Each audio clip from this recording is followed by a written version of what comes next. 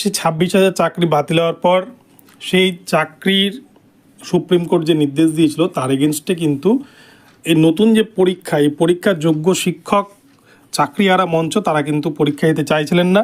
আর এটা স্বাভাবিক, যারা নিজের যোগ্যতায় চাকরি পেয়েছে তারা কেন দ্বিতীয়বার পরীক্ষা দেবে, এটা একটা বিষয়। তো তারা তাদের আক্ষেপের জায়গা থেকে বিষয়টা বলেছিলেন এবং সুপ্রিম কোর্টে এ নিয়ে কিন্তু অনেকগুলো রিভিউ ফাইল হয়েছিল। আর সেই রিভিউ ফাইলের কিন্তু শুনানি এক প্রকার হয়েছে, যেটা কিন্তু ওপেন কোর্টে হিয়ারিং। আপনারা জানেন যে 5 তারিখে কিন্তু এই মামলার চেম্বার হিয়ারিং হয়েছে। সেখানে ছিলেন সঞ্জয় কুমার স্যার, যিনি সঞ্জীব খান্না স্যারের সাথে ছিলেন। এই 26,000 চাকরি বাতিল মামলার রায় তিনিও দিয়েছিলেন এবং একজন নতুন বিচারপতি সতীশ চন্দ্র স্যার।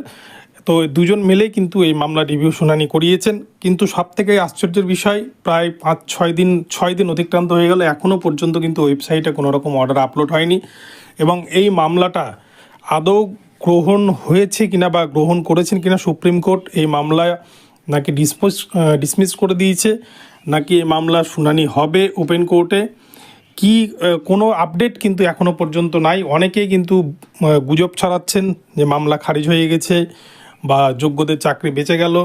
তো এখনও পর্যন্ত কোনো রকম কোনো আপডেট নেই। তো রিভিউয়ের শুনানির এখনও পর্যন্ত কোনো জাজমেন্ট আসেনি, তবে খুব শীঘ্রই চলে আসবে বলে কিন্তু মনে করা যায়। যে কোনো দিন হয়তো অর্ডার কপি আপলোড হয়ে যেতে পারে ওয়েবসাইটে এবং তখন কিন্তু আপনারা প্রত্যেকেই জেনে যাবেন।